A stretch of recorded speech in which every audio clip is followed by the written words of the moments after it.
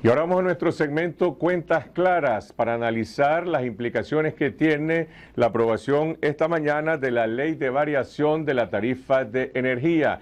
Hemos invitado a 4 economistas que, dedicados a distintas actividades profesionales y empresariales, pueden presentar distintos puntos de vista. Juan Sebastián Chamorro, director ejecutivo de FUNIDE; César Zamora, empresario de IC Power, empresas de energía; Enrique Sáenz, diputado miembro de la bancada opositora; Néstor Avendaño, director de Copades. Buenas noches, Néstor, Enrique, César, Juan, gracias por acompañarnos.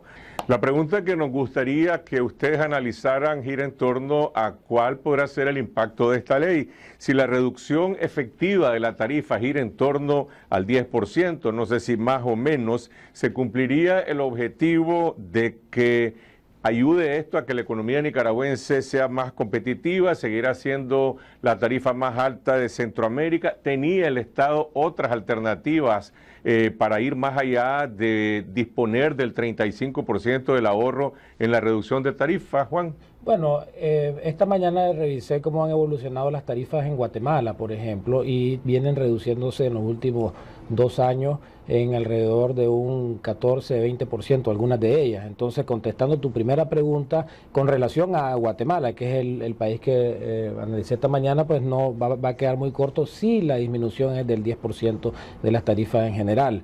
Esta ley es una ley de orden general que mandata al ente regulador a crear un mecanismo que vaya a calcular esta disminución. Si la disminución fuera del 10%, más o menos lo que se liberaría de recursos en los bolsillos de los que pagamos la luz sería aproximadamente unos 60 millones de dólares si la reducción fuera del 10%. Yo quisiera reiterar una cosa que me parece positiva y otra cosa que no me parece positiva. La positiva es de que se está incorporando el elemento de costo de producción al elemento de la tarifa. Si uno analiza cómo ha evolucionado la tarifa en los últimos 10 años, lleva unos saltos que no reflejan claramente una discrecionalidad que no va de acorde a ningún costo. Aproximadamente un 15% en términos nominales anuales en todo el periodo de los 10 años. Entonces, meterle ya el elemento de costo es algo, en nuestro punto de vista, positivo, porque hay que avanzar hacia la determinación de las tarifas en función de los costos de producción y no al uso final de la energía. ¿Cuál es el factor negativo? El factor negativo es la creación de este fondo, del cual no tenemos mucha información, pues no podemos en términos conceptuales estar en contra, Carlos, de un fondo de lucha contra la pobreza, pero hay un concepto básico en finanzas públicas de que los subsidios o impuestos deberían de quedar en el mismo sector. El sector energético tiene muchos problemas en este momento para sacarle recursos que vayan a otro lado. Por ejemplo, existen en pérdidas técnicas o robos aproximadamente más 120 millones de dólares y estos ahorros que se están generando se pudieran invertir en disminuir estas pérdidas. Esa sería una plata muy bien invertida. Vamos a hablar más adelante sobre el fondo. César, ¿debió haber sido, esperaban una rebaja mayor de la tarifa? El planteamiento del sector privado era que la mitad de los recursos se ocuparan para el pago de la deuda.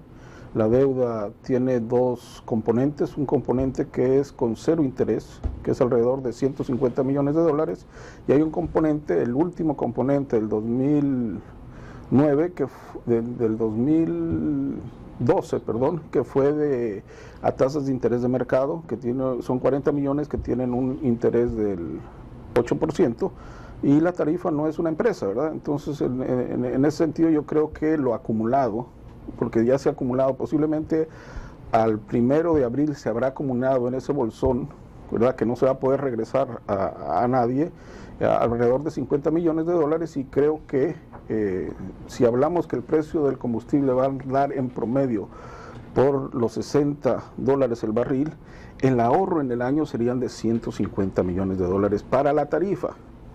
Que destinemos 50 millones de dólares para pagar lo más caro y oneroso de la deuda, yo creo que es positivo y es bueno y así debe de ser. Y nosotros el planteamiento del sector privado era que la mitad de esos recursos se le diera a todos los consumidores del país, a todos por igual, ¿verdad? Exceptuando aquellos que consumen menos de 150 porque ellos ya están subsidiados y pagan menos del precio promedio de compra, ¿verdad? Ellos ya están en una situación. Sin embargo, recordémonos que esos que consumen menos de 150, el Estado, a través del presupuesto nacional de la República, invierte cada año 80 millones de dólares para el subsidio de los de 150 y 15 millones de dólares para aquellos que viven en asentamientos. Entonces, el sector de energía es deficiente en 100 millones de dólares al año, solo en subsidios, ¿verdad? Entonces, es muy difícil quitarle al sector a la baja un bolsón como aquí se estaban planteando para dárselo a otro sector. Yo creo que la mejor forma de manejar esto es dárselo en primer lugar al pago de la deuda, otro al ciudadano, ¿verdad? Y si se va a agarrar o se va a formar un fondo que se reinvierta en el sector de energía. La tarifa efectiva reducida, ¿tienes alguna estimación de por dónde va a andar? El ahorro debería de andar por el orden del 22%. Si lo partimos en tres, ¿verdad? Como está repartido de acuerdo a la ley, el resultado de la tarifa, de la reducción en la tarifa, va a ser de alrededor del 7%. Es decir, 7%, incluso 3 puntos menos que el 10%. ¿Verdad? Pero yo creo que es bueno en términos generales para el bolsillo de los nicaragüenses. Uno quisiera que fueran 14, si fuera la mitad del 22%, pero pues es lo que se decidió. Yo creo que aquí es importante que el 70%, yo estoy plenamente de acuerdo con lo que se hizo, el 30%, ese bolsón yo creo que debería ser integrado para reducir las pérdidas no técnicas en el país.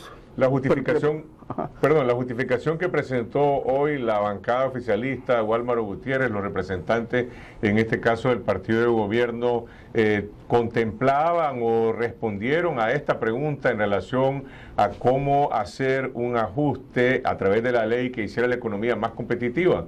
En realidad no respondieron a ninguno de los cuestionamientos de fondo que se planteó. Primero, que esta ley es tarde. ¿Por qué se esperó tanto tiempo? Los precios del petróleo empezaron a disminuir en junio, en septiembre ya era claro de que esa disminución iba a sostenerse. ¿Y por qué hasta ahora? Y con una iniciativa de urgencia. En segundo lugar, es poquito, ¿verdad? Poquito no solo para las expectativas, sino que para las posibilidades. Y en tercer lugar, es turbia.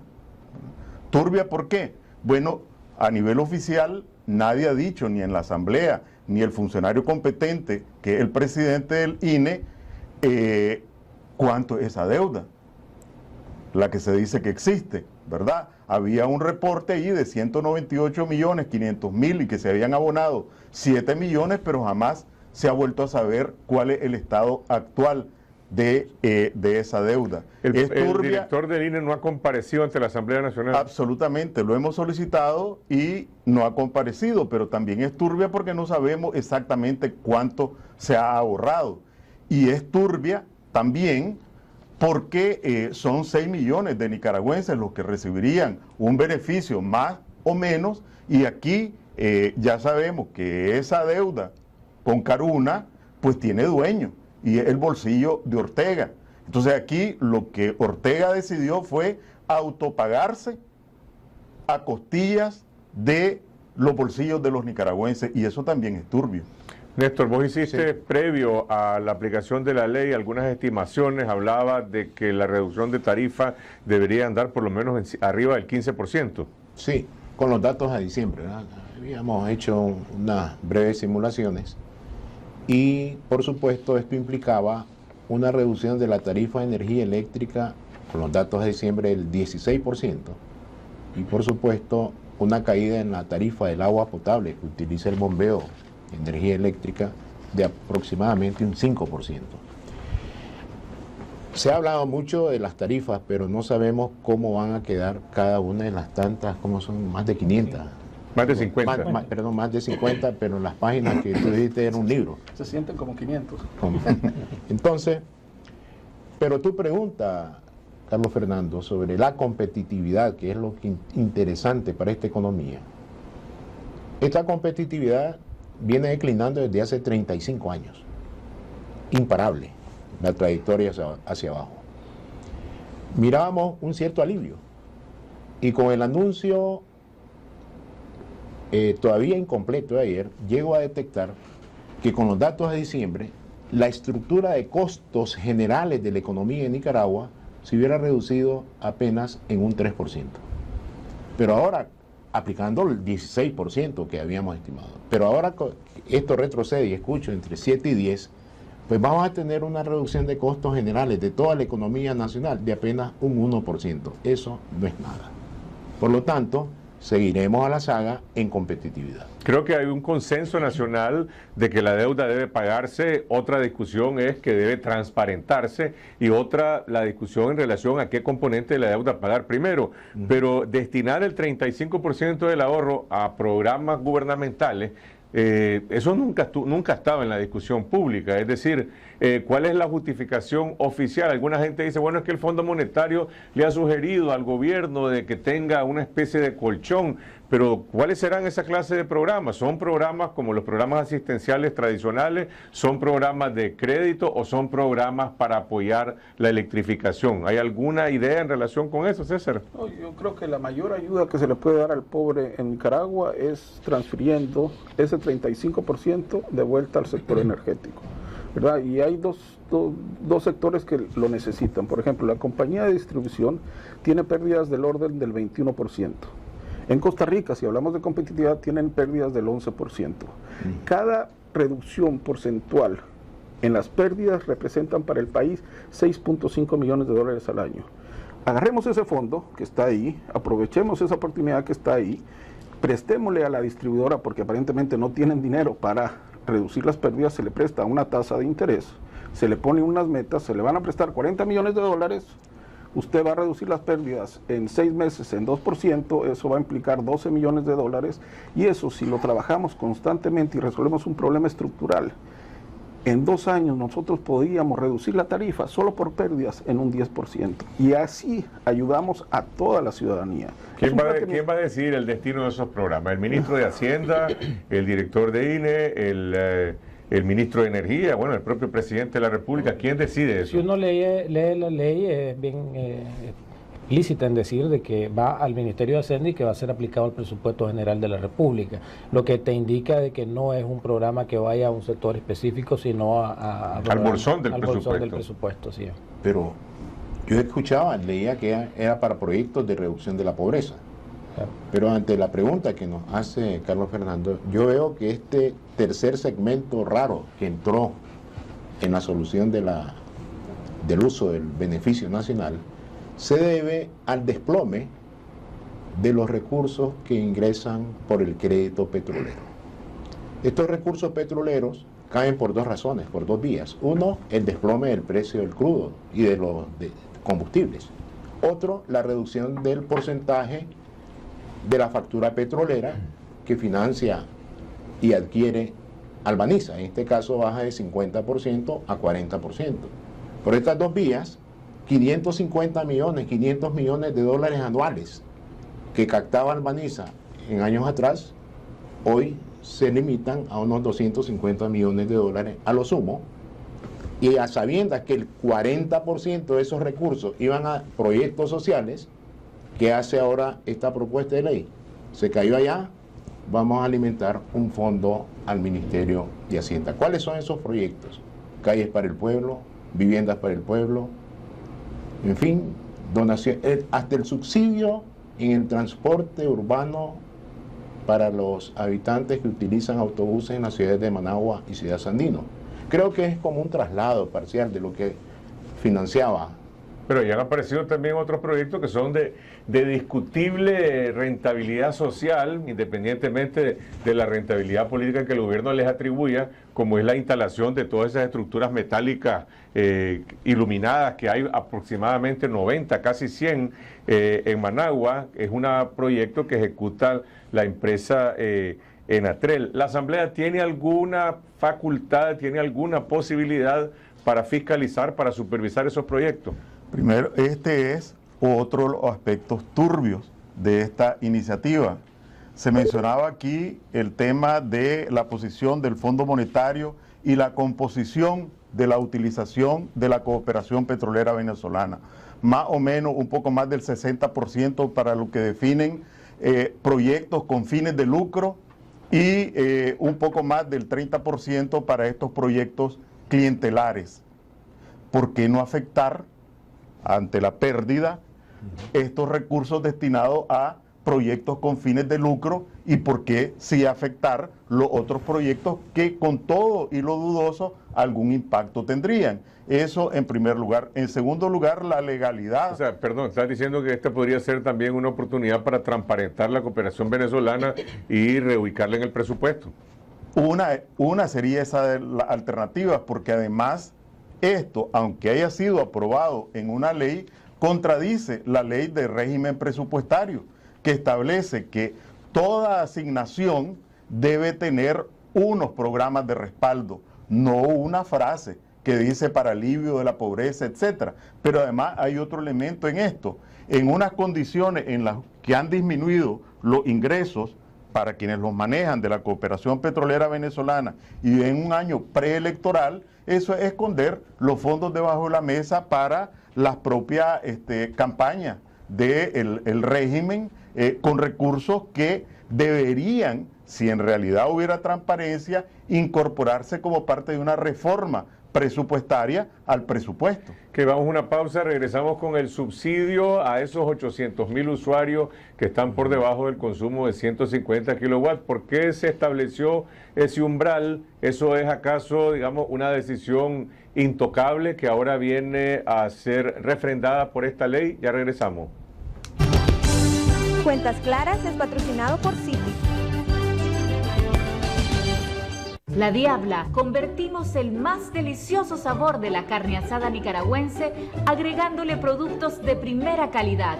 Pruebe La Diabla Especial, 100% filete de res, exquisito filete de pollo y nuestro inigualable cerdito asado. Pídalo a su hogar al 888-73500. Estamos en el kilómetro 12 de la carretera a Masaya. La Diabla Carne Asada Express, donde comer no es un pecado.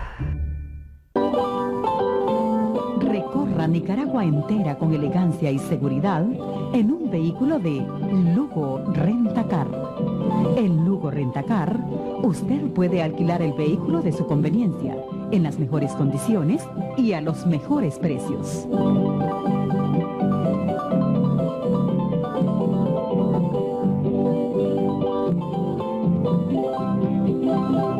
Hasta donde usted quiera llegar, Lugo Rentacar. Confidencial, el diario digital de más rápido crecimiento. Todo lo que tiene que saber en un solo lugar.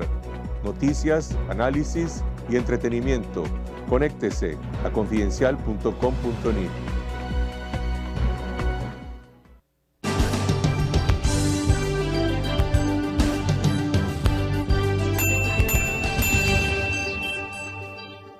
Continuamos en Cuentas Claras, estamos conversando con los economistas Juan Sebastián Chamorro, director ejecutivo de FUNIDE, César Zamora de la empresa energética ICE Power, Enrique Sáenz, diputado opositor, Néstor Avendaño de Copades.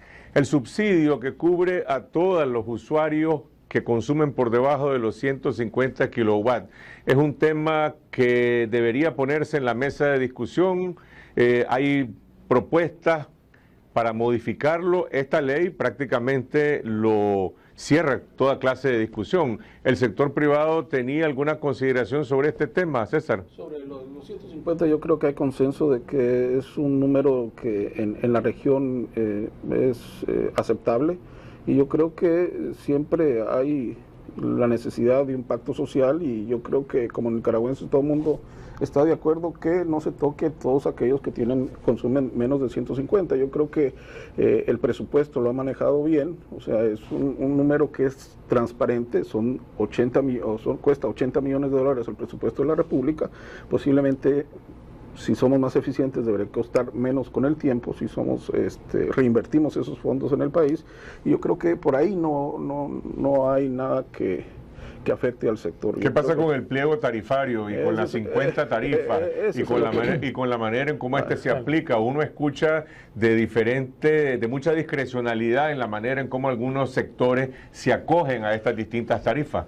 Bueno, yo creo que la misma ley nacional establece que las tarifas tienen que ser eficientes, ¿verdad? Que reflejen algún elemento de costo, tienen que ser, que mantengan la sostenibilidad financiera del sector, que sean fáciles de entender, o sea, que sean simples y que sean equitativas.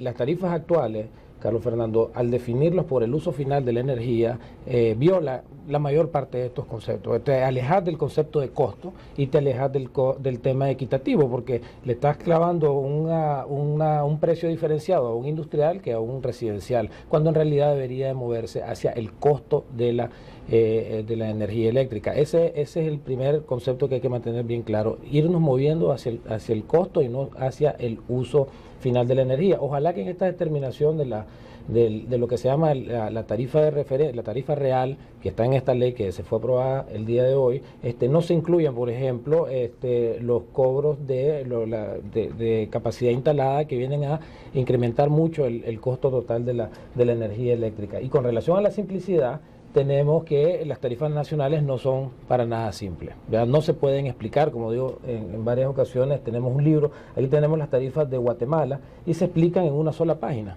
¿verdad? Y se definen únicamente por dos conceptos fundamentales: el tipo de energía, si es media, baja o alta, y la hora del día en el que se consume, si es en hora pico o en no hora pico, ¿verdad? Y con relación al tema de los subsidios, casi todos los países, por tratarse de países en desarrollo, tienen tarifas sociales. Esa parte no creo que esté mucho en discusión, pero sí es una tarea pendiente que las tarifas tienen que simplificarse para que no tengamos, por ejemplo, casos tan curiosos como que el que vive en el municipio del Viejo pague una tarifa diferenciada por alumbrado público que un habitante de Managua. Esas cosas no tienen sentido. Si tenés una iglesia, una radioemisora, si estás en industria pequeña, mediana, grande, todas estas cosas generan confusión y generan trastorno a un sistema que debería ser mucho más simple. Veamos para adelante. Esta ley apunta a una solución de mediano plazo, es un parche. ¿Cómo visualizan el desempeño de esta ley a final del año, en los próximos 2-3 años, de acuerdo a la tendencia que tienen los precios del petróleo, y cómo queda nuevamente la competitividad de la economía nicaragüense con el resto de la región? Pero según el espíritu de la ley hay que tener en cuenta el comportamiento de los precios internacionales. El principal insumo de la termoelectricidad, que es el fuel oil. El precio de estos combustibles en las perspectivas de corto y mediano plazo es estabilidad. 2015, 2016. Tal vez en 2016 comienza a subir un poco, menos de un 12% de lo que es el promedio ahora, entre 50 y 60 dólares que se estima así a grosso modo el barril de petróleo. Por lo tanto, nosotros vemos en perspectiva de corto plazo que no va a provocar grandes alteraciones. Donde debe iniciarse el ajuste automático, y ojalá, pero eso no sé si lo dice la ley, que se ajustará automáticamente en función de los precios de hoy con los precios de referencia anteriores al ajuste, se haga a medida que los precios vuelven a subir. ¿Cuándo subirán? Bueno, ahí ni teniendo una bola de vidrio, pero creo que la preocupación saltaría ya en 2017, 2018 con mayor fuerza. La ley entra en vigencia en el momento en que se publique, supongamos este fin de semana. ¿Qué pasa con el ahorro que se acumuló en los meses anteriores? Precisamente señalaba que ese es uno de los temas turbios. Nadie, ninguna autoridad pública ha dicho cuánto es, ni qué se va a hacer o qué se hizo con eso. Y este segmento se llama Cuentas Claras, y creo que la gente debe saber, ¿verdad?, que el principal proveedor de hidrocarburos en este país se llama Albaniza. Debe saber que uno de los grandes generadores de energía es Albaniza, y ahí viene en la carretera, saliendo de Corinto, una nueva planta de Albaniza que va a aumentar la participación de Albaniza en la generación. Debe saber que TSK, en este mismo programa, se han ventilado las dudas sobre quiénes están detrás de la propiedad de TSK. La gente debe saber quiénes están detrás de Caruna, que son los que aparecen como acreedores.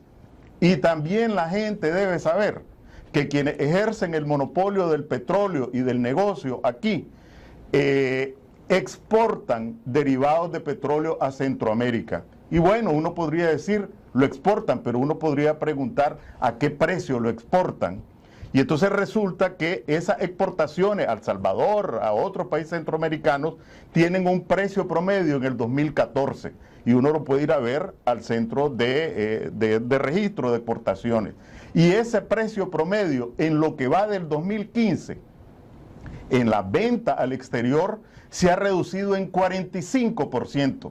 Entonces, estos negociantes aquí que venden derivados del petróleo sí han podido reducir el precio del petróleo en 45% en estos meses de este año, mientras a los consumidores nicaragüenses un día le bajan y 3 días le suben. Entonces, este es el negocio que está detrás de este tema de las tarifas y la gente debe saberlo. No, pero yo creo que no hay nada más transparente en la economía nicaragüense que la venta de energía en el país. Uno cada hora puede ir al Centro Nacional de Despacho, ver cuánto kilovatios está inyectando cada planta, cuál es el costo de cada planta, y entonces el sector energético es en ese sentido muy transparente, ¿verdad?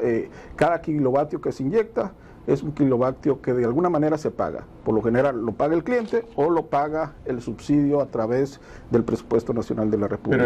Pero el entorno institucional del sector se ha deteriorado a partir de las compras de las distribuidoras de energía. Han quedado muchas preguntas que posiblemente sería más transparente el sector si ese entorno se hubiera establecido. Claro, o sea, todo podría ser mejor y todo podría ser peor. Yo creo que esta decisión, esta ley, es un paso positivo, ¿verdad?, para el país y para el consumidor en un 70%, ¿verdad? Porque de alguna manera vamos a tener ya 50 millones ahorrados que vamos a pagar una deuda que es relativamente difícil para la tarifa seguir pagando, que es tener una tarifa con un interés del 8%.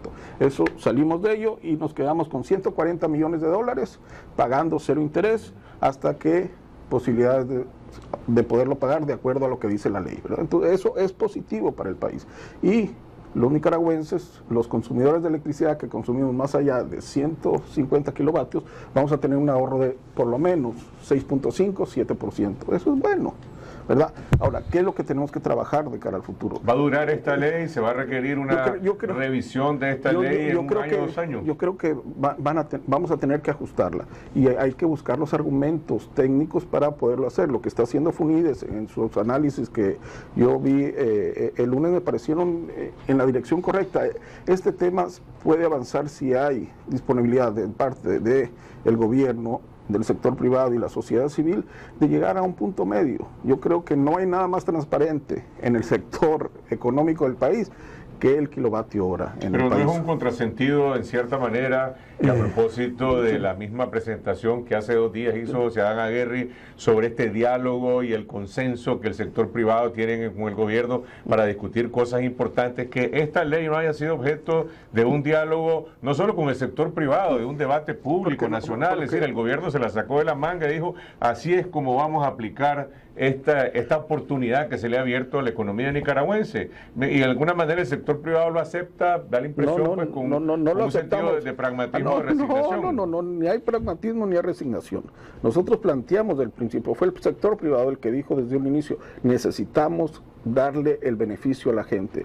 Viene un regalo de afuera, que es la reducción de los precios del combustible, repartámoslo entre todos los ciudadanos. Esa fue la posición del sector privado, desde un inicio. Y sabíamos que a diferencia de los otros países de Centroamérica, teníamos una deuda de 190 millones de dólares. Esa es la diferencia que no hemos considerado en la ecuación. Hay una deuda y hay que pagarla. Y eso nos retrasa en los niveles de competitividad, que yo estoy de acuerdo que tenemos que buscarlo. Busquemos la forma de hacerlo más eficiente, de eso se trata, y es con propuestas, siendo propositivos, como está haciendo el FUNIDES, ¿verdad? Analicemos los números, veamos qué está haciendo Guatemala para imitarlo. Y se puede hacer, ¿verdad? Y yo creo que hay un diálogo abierto, yo creo que el COSEP en este sentido ha sido determinante en hacer los planteamientos. Hace una semana se dijo que no iba a haber ninguna reducción, hoy tenemos una reducción para todos los nicaragüenses del 7%. No es lo óptimo, no es lo que queremos, sí, no es, ¿verdad? Pero en nuestros planteamientos nosotros no nos hemos acomodado a ninguna posición. Pero no hubo propiamente un intercambio con el gobierno. Sí, se presentaron diferentes puntos de vista y el gobierno dijo, esta es la ley, y esa ley fue la que se aprobó. Sí, Carlos, pero hay elementos que, por ejemplo, en FUNIDES lo hemos estado resaltando, como es la incorporación de los costos, ¿verdad? Y vemos incorporación de los costos en esta iniciativa. Entonces, no te voy a decir de que ha sido un diálogo en una mesa, pero sentimos que por lo menos el planteamiento de FUNIDES ha sido escuchado. Ahora, esto no es para que aquí termine la discusión. Es más, la aplicación de esta ley va a ser bien complicada, porque vas a tener que hacer fórmulas de 50 tarifas diferentes, ¿verdad? Entonces, yo me imagino que están ahí con las computadoras los técnicos de INE tratando de buscar cómo van a desenredar todo este rollo. Es bien complicado. Entonces, yo creo que más bien aquí es la importancia que el sector privado efectivamente esté en esta discusión, que es eminentemente técnica, y tratar de llegar, como dije inicialmente, a algo simple, algo que se pueda entender. Ahorita, 50 tarifas diferenciadas, diferentes para incluso usuarios idénticos, no es simple. Y no hay nada más político en el mundo de la energía que una tarifa eléctrica. Sí, yo quisiera decir que yo no veo cómo puede ser transparente algo, ¿verdad? Si el presidente del INE no ha dado la cara en meses, cuando no se ha proporcionado una sola cifra. El INE tiene un consejo directivo. Tiene un consejo directivo y no han dado la cara una sola vez. Y yo oigo cifras de Néstor, de César, de FUNIDES, etcétera, pero jamás una cifra oficial. ¿Dónde está la transparencia? Y por otra parte, con lo que decía Juan Sebastián, del tema de la ejecución, de la aplicación, aquí se aprobó una ley para beneficiar a los desmovilizados del ejército y maliciosamente no se ha reglamentado y ahí están en una huelga de hambre. Aquí se aprobó una ley, así como esta, de emergencia antes de Navidad para el tema de las cédulas, donde se ordenaban una serie de cuestiones.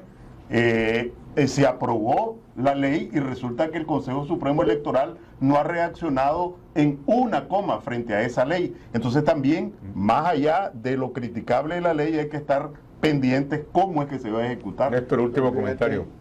Parece que no debemos empantanarnos estrictamente o exclusivamente en la discusión de la tarifa en energía eléctrica. Aquí hay otros precios de combustibles líquidos que no han bajado. Me refiero al diésel, ha bajado apropiadamente, diésel, gasolinas.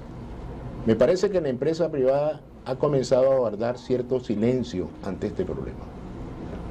Por una sencilla razón, el carácter monopólico o oligopólico que tiene la cadena petrolífera de Nicaragua.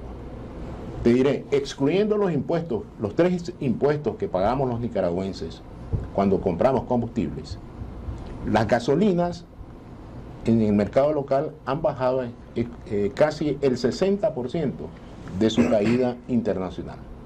El diésel, el precio local del diésel ha caído 70% de lo que ha caído en el mercado internacional. ¿Dónde está el remanente? En economía eso es rápido responderlo. Forma parte de la utilidad bruta de las empresas que están dentro de esta cadena. Todo parece que nos han circunscrito a la discusión del fuel oil y la de tarifa de energía eléctrica. Queda pendiente la discusión de los precios de los combustibles. Es otro tema que esperamos poderlo abordar en otra ocasión. El propósito hoy era ahondar y brindarle pues a los televidentes, a la opinión pública, distintos puntos de vista sobre esta ley que se aprobó hoy en la Asamblea Nacional. Gracias Néstor Avendaño, Enrique Sáenz, César Zamora, Juan Sebastián Chamorro, gracias a ustedes por acogernos en sus hogares. Regresamos mañana con otra edición de Esta Noche aquí en Canal 12, siempre a las 8 de la noche. Hasta entonces.